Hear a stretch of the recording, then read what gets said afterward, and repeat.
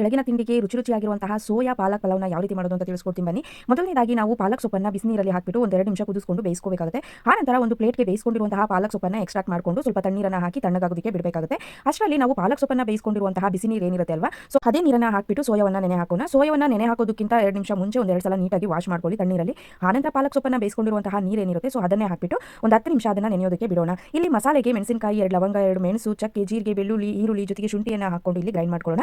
ಕೊತ್ತಂಬರಿ ಸೊಪ್ಪು ಮತ್ತು ಪುದೀನ ಸೊಪ್ಪು ಬೇಕಿದ್ರೆ ಆಡ್ ಮಾಡ್ಕೊಳ್ಳಿ. ಒಂದು ಸ್ಪೂನ್ ಸಾಂಬಾರ್ ಪೌಡರನ್ನು ಹಾಕೊಂಡು ಇಂಗ್ರೀಡಿಯೆಂಟ್ಸ್ ಎಲ್ಲಾನು ಕೂಡ ಹಾಕೊಂಡು ಗ್ರೈಂಡ್ ಮಾಡ್ಕೊಂಡು ಆದಮೇಲೆ ಟೊಮೊಟೊ ಮತ್ತು ಈರುಳ್ಳಿಯನ್ನು ಚಿಕ್ಕದಾಗಿ ಇಲ್ಲಿ ಕಟ್ ಮಾಡ್ಕೋಬೇಕಾಗುತ್ತೆ. ಬೇಕು ಅಂತ ಅಂದರೆ ಇದಕ್ಕೆ ನೀವು ಪ್ರತಿಯೊಂದು ವೆಜಿಟೇಬಲ್ಸ್ನು ಕೂಡ ಆಡ್ ಮಾಡ್ಕೋಬಹುದು. ಬಟ್ ನನಗೆ ಸಿಂಪಲ್ ಆಗಿ ಮಾಡ್ಕೊಳ್ಳೋಣ ಅಂತ ಮಾಡ್ಕೊಳ್ತಾ ಇದ್ದೀನಿ ಅಷ್ಟೇ. ಒಗ್ಗರಣೆಗೆ ಸಾಸಿವೆ, ಕರಿಬೇವು, ಪಾಲಕ್ ಎಲೆಯನ್ನು ಹಾಕಿದ್ದೀನಿ. ಚಕ್ಕೆನ ಒಂಚೂರು ಮಾತ್ರ ರುಬ್ಬೋದಕ್ಕೆ ಹಾಕಿದ್ದೀನಿ, ಹಾಗಾಗಿ ಒಗ್ಗರಣೆಗೆ ನಾನು ಯೂಸ್ ಮಾಡ್ತಿಲ್ಲ. ಸೊ ಈರುಳ್ಳಿ ಹಾಕೊಂಡು ಬಾಡಿಸ್ಕೊಂಡು ಆದಮೇಲೆ ಟೊಮೊಟೊ ಕೂಡ ಹಾಕೊಂಡು ಇಲ್ಲಿ ಬಾಡಿಸ್ಕೋಬೇಕಾಗುತ್ತೆ. ಟೊಮೊಟೊ ಹಾಕಿದ್ಮೇಲೆ 1 ಸ್ಪೂನ್ ಅಥವಾ ಹಾಫ್ ಸ್ಪೂನ್ ಏನು ಮಾಡಬೇಕಾಗುತ್ತೆ, ಉಪ್ಪನ್ನು ಹಾಕೊಂಡ್ರೆ ಸೊ ಬೇಗ ಬೇಯುತ್ತೆ ಟೊಮೊಟೊ. ಹಾಗಾಗಿ ಆನಂತರ ರುಬ್ಬಿರುವಂತಹ ಮಸಾಲೆ ಜೊತೆಗೆ ನಾವು ಏನು ತಣ್ಣಗಾಗೋದಕ್ಕೆ ಪಾಲಕ್ ಸೊಪ್ಪು ಇಟ್ಟಿದ್ವಿ ಅಲ್ವಾ, ಸೊ ಅದನ್ನು ಕೂಡ ಗ್ರೈಂಡ್ ಮಾಡ್ಕೊಂಡು ಇಲ್ಲಿ ಒಗ್ಗರಣೆಗೆ ಹಾಕಬೇಕಾಗುತ್ತೆ. ನೆಕ್ಸ್ಟ್ ನೆನೆಯೋದಕ್ಕೆ ಏನು ಸೋಯಾನ ಇಟ್ಟಿದ್ವಿ ಅಲ್ವಾ, ಸೊ ಅದು ಕೂಡ ಕಂಪ್ಲೀಟ್ ಆಗಿ ನೆಂದಿರುತ್ತೆ, ಎಷ್ಟು ಸ್ಪಾಂಜ್ ರೀತಿ ನೆಂದಿರುತ್ತೆ. ಸೊ ವೆಜಿಟೇರಿಯನ್ಗೆ ಒಂದು ಒಳ್ಳೆ ಪ್ರೋಟೀನ್ ಇದು ಅಂತಾನೆ ಹೇಳ್ಬೋದು. ಪ್ರೋಟೀನ್ ರೆಸಿಪಿ ಅಂತ ಹೇಳಿದ್ರೆ ತಪ್ಪಾಗೋದಿಲ್ಲ. ಸೊ ಒಗ್ಗರಣೆಗೆ ಮಸಾಲೆ ಎಲ್ಲ ಹಾಕಿಬಿಟ್ಟು ಒಂದು 5 ನಿಮಿಷ ಬಾಡಿಸ್ಕೊಂಡು ಹಸಿ ಸ್ಮೆಲ್ ಎಲ್ಲ ಹೋದ್ಮೇಲೆ ನಾವು ಅಕ್ಕಿಯನ್ನು ಹಾಕಿಬಿಟ್ಟು ಕನ್ಸಿಸ್ಟೆನ್ಸಿ ನೋಡಿಕೊಂಡು ನಾವು ಏನು ಮಾಡಬೇಕಾಗುತ್ತೆ, ನೀರನ್ನು ಕೂಡ ಹಾಕಬೇಕಾಗುತ್ತೆ. ರುಚಿಗೆ ತಕ್ಕಷ್ಟು ಉಪ್ಪನ್ನು ಕೂಡ ಇಲ್ಲಿ ಆಡ್ ಮಾಡಬೇಕಾಗುತ್ತೆ. ಸೊ ನಿಮಗೆ ಎಕ್ಸ್ಟ್ರಾ ಮಸಾಲೆ ಬೇಕು ಅಂತ ಅಂದರೆ ನೀವು ಆಡ್ ಮಾಡ್ಕೋಬಹುದು. ಸಿಂಪಲ್ ಆಗಿ ಬೆಳಗಿನ ತಿಂಡಿಗೆ ಈ ರೀತಿ ಮಾಡ್ಕೊಂಡ್ರೆ ತುಂಬಾನೇ ಚೆನ್ನಾಗಿರುತ್ತೆ. ಕ್ಯಾಪನ್ನು ಕ್ಲೋಸ್ ಮಾಡಿ ಒಂದು ವಿಷಲ್ ಅನ್ನು ಕೂಗಿಸ್ಕೊಂಡ್ರೆ ಸಾಕು, ರುಚಿಯಾಗಿರುವಂತಹ ಪಾಲಕ್ ಸೋಯಾ ಪಲಾವ್ ರೆಡಿ ಆಗುತ್ತೆ. ಮಕ್ಕಳಿಗಂತೂ ತುಂಬಾನೇ ಇಷ್ಟ ಆಗುತ್ತೆ, ಮಕ್ಕಳಿಗೆ ತುಂಬಾನೇ ಒಳ್ಳೆಯದು ಅಂತಾನೂ ಕೂಡ ಹೇಳ್ಬೋದು. ಯಾಕೆಂತಂದ್ರೆ ಪಾಲಕ್ ಸೊಪ್ಪಲ್ಲಿ ಐರನ್ ಕಂಟೆಂಟ್ ಇರೋದ್ರಿಂದ,